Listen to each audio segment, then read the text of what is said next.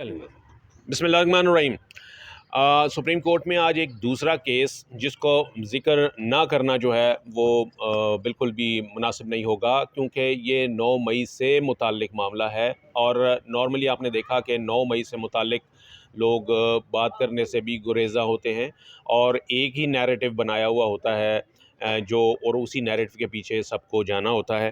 तो लेकिन आज सुप्रीम कोर्ट में जस्टिस जमाल मंदोखेल की अदालत में ये हुआ कि हमने देखा कि कुछ 9 मई के मुल्ज़मान को न सिर्फ बरी किया गया, बल्कि उनको ये कहा गया कि अगर इस तरीके से मुकदमात बनाने हैं 9 मई को सामने रख कर और 9 मई को बुनियाद बनाकर, तो ये कोई ऐसे तो फिर एक जो वो कहा गया कि जी कि कोई भी एक पुलिस वाला जो है वो आपके ख़िलाफ़ जो है वो एफ़आईआर दर्ज करवा देगा इल्ज़ाम लगा के, और आपको जो है वो गद्दार वतन करार दे दिया जाएगा। तो ये इस केस की तफसील जानेंगे अदील से। जी अदील। सर ये आज बेसिकली 5 मुल्ज़िमान हैं। थाना न्यू टाउन में उनके ऊपर मुकदमा था और उस मुकदमे में इनकी दरख्वास्त ज़मानत थी, जिस पर आज समाअत की है जस्टिस जमाल खान मंदोखेल और जस्टिस हसन अज़हर रिज़वी पर मुश्तमिल एक बेंच ने। इस मुकदमे में आज इस 2 रुकनी बेंच ने ना सिर्फ ऑब्जर्वेशंस दी हैं, पहले मैं ऑर्डर बता देता हूँ। उन्होंने अब ऑर्डर ये कर दिया है कि पाँचों मुल्ज़िमान जिनके ऊपर माइंड यू जो हमज़ा कैंप है उस पर हमले का इल्ज़ाम था, उनको बरी करने का हुक्म आ चुका है। और इसमें उन्होंने अब अगर मैं इसके आपको नाम बता दूं, सैफुल्ला, अवैस, अयाज़, कामरान, वकास और नसरुल्लाह, उनकी 50-50 हज़ार मुचलकों के एवज़ ज़मानतें मंजूर की गई हैं। मगर अदालत ने आज जो तफ्तीशी हैं और जो तफ्तीश की गई है जिस तरीके से, उस पर सख्त बरहमी का इजहार किया है। इसके साथ प्रोसिक्यूशन पर भी शदीद बरहमी का इजहार किया है। जस्टिस जमाल खान मंदोखेल ने कहा है कि क्या रैली निकालना या सियासी जमात का कारकुन होना यहाँ जुर्म है। वो ये कहते हैं कि तलबा यूनियन और सियासी जमातों पर पाबंदियाँ लगाने से ही ये बर्बादी हुई है। फिर एक बड़ा अहम उन्होंने रिमार्क्स दिया। उन्होंने कहा कि क्या एक हेड कांस्टेबल की इल्ज़ाम के ऊपर के बयान के ऊपर हम साबिक वज़ीर-ए-आज़म को गद्दार मान लें। फिर वो कहते हैं कि खुदा का खौफ करें, हम किस तरफ जा रहे हैं। ये साबिक वज़ीर-ए-आज़म ऑब्वियसली उन्होंने इमरान खान के लिए कहा है। बिल्कुल इमरान खान। फिर उन्होंने कहा कि मुल्ज़िम जो जस्टिस हसन अज़हर रिज़वी, उन्होंने सवाल किया कि मुल्ज़िमान के ख़िलाफ़ क्या शवाहिद हैं और क्या सीसीटीवी कैमरों में उनकी शनाख्त हुई है।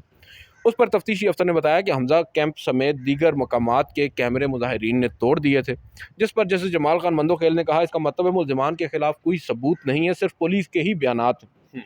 मुकदमे में दहशतगर्दी की दफ़ात क्यों लगाई गई हैं? पंजाब हुकूमत के वकील ने बताया कि मुल्ज़िमान ने ISI के कैंप पर हमला किया। जस्टिस जमाल खान मंदोखेल ने कहा कि आपको फिर इल्म ही नहीं है कि दहशतगर्दी होती क्या है। फिर उन्होंने उन्हें बताया कि सानिया पेशावर APS और फिर सानिया कोयटा जो हुआ था वो असल दहशतगर्दी होती है। और फिर उन्होंने कहा कि रैलियां निकालना कहाँ से दहशतगर्दी हो गई और बाद अज़ां ज़मानत मंजूर कर ली है। सर अब ये जो आज जस्टिस जमाल खान मंदोखेल और जस्टिस अज़हर रिज़वी का जो ऑर्डर है, मैं ये समझता हूँ कि ये ना सिर्फ पाकिस्तान तहरीक इंसाफ के लिए एक ब्रीदिंग स्पेस आप समझ सकते हैं, मगर दूसरी जानिब जो रियासत का एक बयानिया है 9 मई को लेकर, मुझे ये लगता है कि आज उसे ही सुप्रीम कोर्ट ऑफ पाकिस्तान ने ज़मीन बोझ कर दिया है। और ये वो जज उस जज ने किया है जिसे हम जस्टिस काजी फ़ाइज़ ईसा का हम ख्याल भी जानते हैं, मानते हैं, समझते हैं। अब उनकी जानिब से जब इस तरह की ऑब्जर्वेशंस आएंगी, बेशक सर 9 मई को जो हुआ उसकी कोई भी शख्स उसको दुरुस्त नहीं कह सकता, उसकी मजम्मत ही करेगा। मगर दूसरी जानिब जिस अंदाज में आम शहरियों को गिरफ्तार किया गया, उनको प्रोसिक्यूट किया गया, उसके ऊपर अब अगर अदालतें भी खामोश रहती तो फिर ये एक बहुत बड़ा सवाल था। इवेंचुअली कम से कम एपेक्स कोर्ट में ये मामला अब इस हद तक पहुंचा है कि जो पुलिस है और जो प्रोसिक्यूशन है उनको ये बावर कराने की कोशिश की गई है कि भाई कानून के मुताबिक, कानून के अंदर रहकर आपने जो करना है करें, अगर शवाहिद नहीं है तो हम मुल्ज़िमान को बरी करेंगे, और ये एक अच्छी बात है। दूसरी जानिब आप देखें कि यही 9 मई और इसी के कुछ मुल्ज़िमान जिनकी तादाद 104 है, फ़ौजी अदालतों में उनका ट्रायल हो रहा है। सुप्रीम कोर्ट ऑफ पाकिस्तान के 5 रुकनी लार्जर बेंच ने उसे सेट असाइड कर दिया। उसके ऊपर एक 6 रुकनी लार्जर बेंच बना दिया गया। वो एक अलग कॉन्स्पिरेसी है कि जब 3 रुकनी कमेटी ने डिसाइड किया तो 7 रुकनी का किया और ये डिसाइड किया कि तमाम सीनियर जजेस पर मुश्तमिल होगा। मैं जस्टिस इजाज़ुल हसन के उस खत की बात करूँ जिसमें उन्होंने इस बात की निशानदेही की थी। बाद अज़ां बेंच ना सीनियर जजेस पर मुश्तमिल बना और ना ही 7 रुकनी बना। बना 6 रुकनी लार्जर बेंच जस्टिस सरदार तारिक मसूद की सरबराही में, जो और ऑलरेडी उसमें अपनी राय दे चुके थे जब जस्टिस उमर अता बंदयाल ने 9 रुकनी लार्जर बेंच बनाया था और इन्होंने उसमें अलहदगी इख्तियार की थी और बल्कि अपनी राय उसमें दरख्वास्त गुजार जो justice chief Jawad justice Khawaja. Jawad Khawaja हैं, उन्होंने ये कहा भी था कि जी आप इस केस को ना सुने। उन्होंने एतराज़ किया जस्टिस सरदार तारिक मसूद ने जस्टिस जवाद ख्वाजा का ही एक ऑर्डर उसकी आड़ में उन्होंने कहा कि आप ही ऑर्डर दे चुके हैं कि डाइसेंट ये अपनी डिस्क्रिशन होती है बिल्कुल आपकी उसको अपनी डिस्क्रिशन रिफ्यूज है करना। रिक्यूज़ करना। बाद अज़ां फिर उन्होंने अगली समात पर पहले दिन तो उन्होंने समात करते हुए 5-1 से जो फैसला था 5 रुकनी लार्जर बेंच का उसको मुअत्तल कर दिया। जस्टिस मुसर्रत अली ने उससे इख्तिलाफ किया था। आइंदा समात पर फिर जस्टिस सरदार तारिक मसूद ने रिक्यूज़ किया और ये भी कह दिया कि मैं इस बेंच पे नहीं बैठूंगा, हम लार्जर बेंच के लिए मामला पार्लिमानी वो 3 रुकनी कमेटी को भेज रहे हैं। वो दिन है, आज का दिन है, ना उस समात का तहरीरी हुक्मनामा आया है और ना ही लार्जर बेंच तश्कील दिया गया है। गुज़िश्ता रोज़ साबिक चीफ जस्टिस को अर्ली हियरिंग की एक और दरख्वास्त दायर करना पड़ी है और वो ये कह रहे हैं कि अब की बार 9 रुकनी लार्जर बेंच तश्कील दिया जाए और उससे पहले उस समात का हुक्मनामा भी जारी किया जाए। मेरा ख्याल है जब इस केस की समात होगी तो शायद मज़ीद क्लैरिटी आ जाएगी ये 9 मई के बयानिए के हवाले से। बिल्कुल सर, मैं तो ये समझता हूँ क्योंकि अभी तक मसला ये है कि 9 मई का जो मामला है 9 मई के जो फ़ौजी अदालतों की अगर हम बात करें तो फ़ौजी अदालतों में तो मेरिट्स डिस्कस ही नहीं हुए।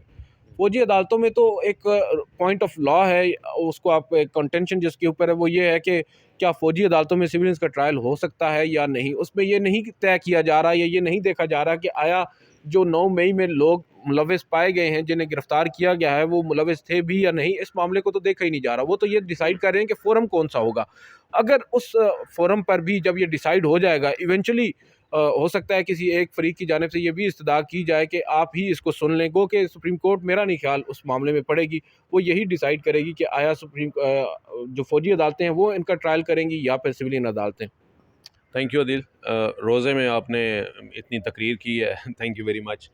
बिल्कुल जी, ये जो 9 मई से मुताल्लिक मामला है ये पहले से अदालतों में है और आज की जो बरियत का ऑर्डर है उसमें जो रिमार्क्स हैं जस्टिस जमाल खान मंदोखेल के, तो उसके उसको भी देखना होगा, उसको उस कॉन्टेक्स्ट में देखना होगा कि वाकई जो एक यहाँ हमारे यहाँ एक 9 मई को लेके एक एकतरफ़ा बयानिया क्रिएट करना और फिर उसी को फॉलो करना और फिर उसी को दुरुस्त मानना और उसके अलावा दाएं बाएं या उसके पर्सपेक्टिव में ना देखना, ये एक आम सी बात हो गई है।